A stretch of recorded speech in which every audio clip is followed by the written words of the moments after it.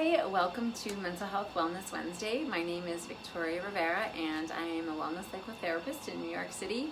So I just wanted to wish you a happy new year, and I know with the new year becomes new beginnings, everybody has new goals. So over the last couple of weeks we've been talking about self-awareness and the two aspects of self-awareness that's really important, which are self-compassion and self-acceptance of the feelings, the thoughts, your past history, what it's like to be a human, being compassionate to that and accepting those things about yourself. And today we're going to move forward with what I think is kind of like the missing key, which is self-discipline. So self-discipline is probably feels like a negative word, a negative feeling kind of comes over you when you think of like disciplining yourself. But I want to kind of reframe it because I think it's really it's an imperative thing that we have to like kind of look at. So self-discipline is really implementing habits in your daily life that are going to be working for you, that are going to be working better for you. So you already have habits now. I mean, we all have habits, right? So, you know, we get up in the morning, we brush our teeth, maybe we have a cup of coffee, maybe we meditate, maybe we don't. Hopefully if you're listening, you've been meditating because, like I said, it's a game changer in life. But we have habits and we're just not paying attention to them. So with that self-awareness that we've cultivated over the last couple of weeks and having compassion and having acceptance of like what that is, you can start to really understand what kind of habits you have. Like what are the things that you do every day that are serving you and that are not serving you. So whatever your goal is, or your goals, which hopefully there are a few that you want to work on for the new year, take that goal and start to think about what are some of the habits that you're doing during the day that are servicing that goal or not servicing that goal. And once you figure that out, start to see, okay, well, for example, meditation. Say you want to get up and you want to meditate in the morning. That's the first thing that you want to do. You have to figure out what you do now. So you wake up and the first thing that you do is you check your phone. Maybe, I'm not saying that everybody does that, but some people do that. Maybe they use the bathroom and brush their teeth. Maybe you go and grab a cup of, whatever it is that you do, trying to figure out the habit that you're doing that you can replace. So say you pick up your phone usually and you go through your email for 5 minutes when you wake up. You should be doing that, but whatever, I'm not judging. Say you do that.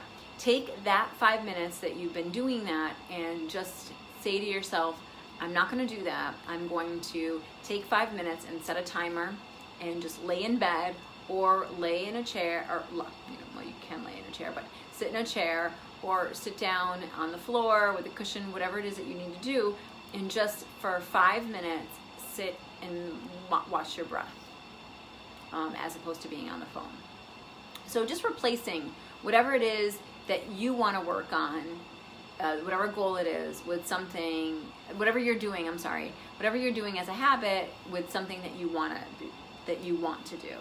And I would be more than happy to help anybody try to figure out what it is that they want to work on and how they can just figure out some place in their day that would help them to implement and to work on this. So one of the other things that's very helpful is writing down your intention of your goal and being very specific with it. So I am going to work out in the morning at 6 o'clock in the morning at the gym.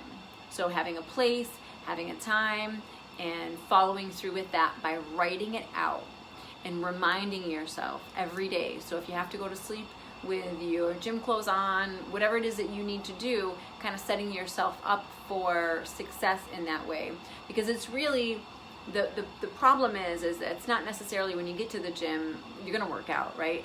It's the getting to the gym, that's the problem.